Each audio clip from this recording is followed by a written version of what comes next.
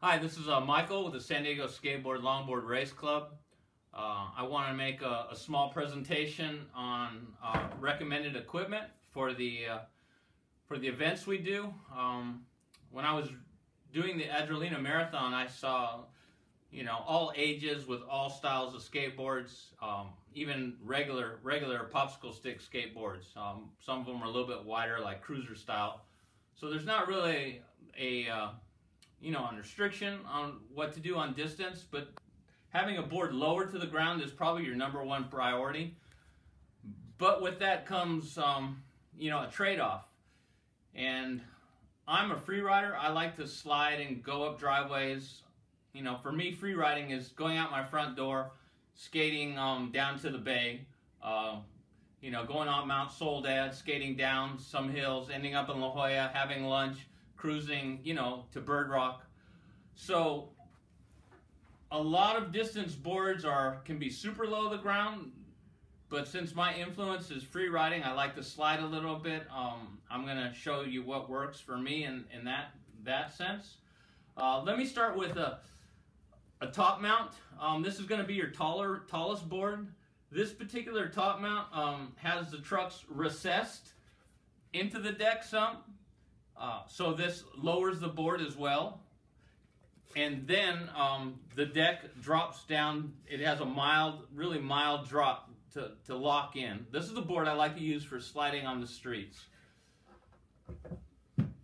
The second board I'm going to show is, well, it would be better to show this one. I'll put this Freeride, one of my favorite Freeride distance boards away.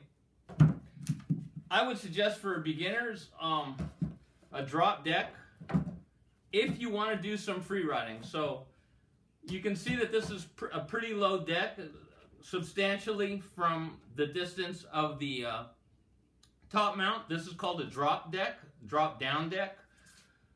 This is a nice deck for just starting because it has a pocket. Now what's really important is that you talk to someone, I'll be glad to answer your questions, that understands the wheelbase. Wheelbase is from inside truck bolt to inside on both sides.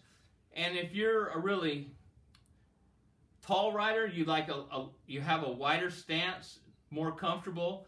Or if you're like a shorter rider, you would like a narrower stance. But of course, there's all kinds of, that's subjective, because if you've been riding popsicle sticks at, not sticks, popsicle skateboards at skate parks, you're comfortable with the small stance. So everyone has a little bit different style, but if you're just getting going on skating and you're just trying to figure that out, it's good to try a number of decks to get that down to where you're comfortable and you kind of lock in the board, and it gives you kind of a secure feeling too.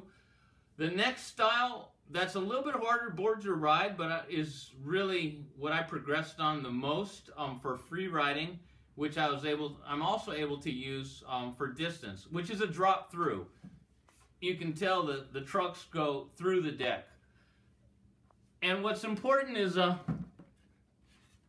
really super beginners, I personally feel, especially with selling a lot of boards to people, that anytime the concave is too radical, you don't have to move your feet as much, but then when you do begin to slide or brake check, having too steep of a concave is uncomfortable. So I would recommend getting a board that is not so aggressive on the concave. Okay, so I've showed you 3 different styles: a drop through, a drop down, and a top mount. And then I'll show you, I'll put the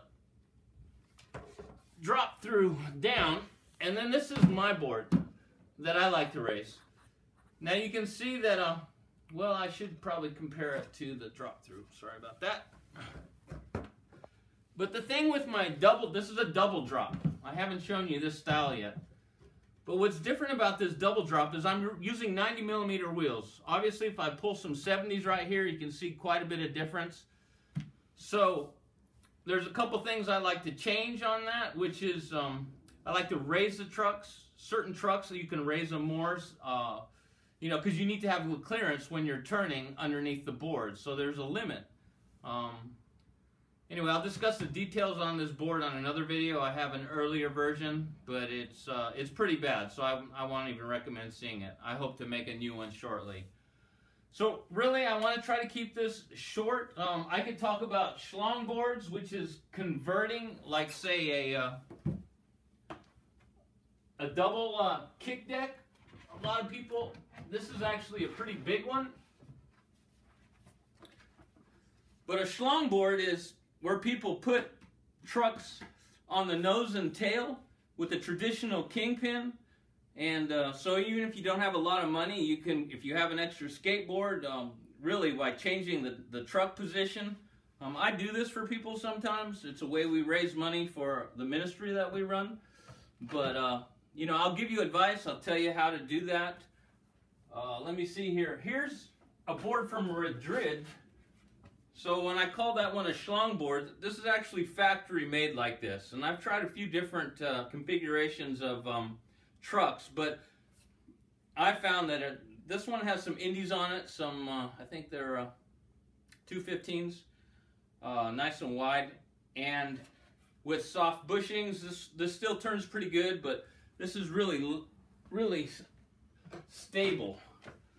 And it's all about ride height and wheelbase, and you can see how low that is, even lower than the Drop-thru. I'll compare it to my race board, but obviously I got 90mm wheels on this one as opposed to the 70s on here. Okay, well, anyway, I just want to finish up by saying if you have any questions, you can contact me on my Facebook page. I'll be glad to answer those. You can send me an email through San Diego Meetup. I think there's a link on there to email the organizer of that event. And then I'm a preacher as well for JesusRulesMinistry.com. Like I said, I do a few ministries on the side. This club isn't based on religion. It's just on spreading the stoke of skateboarding. So if you want to talk about Jesus Christ, I'm with that. But you know, it's just, the club is welcome for everyone who just enjoys skating and is cool. All right, so thanks for coming in, and I hope this video wasn't too long.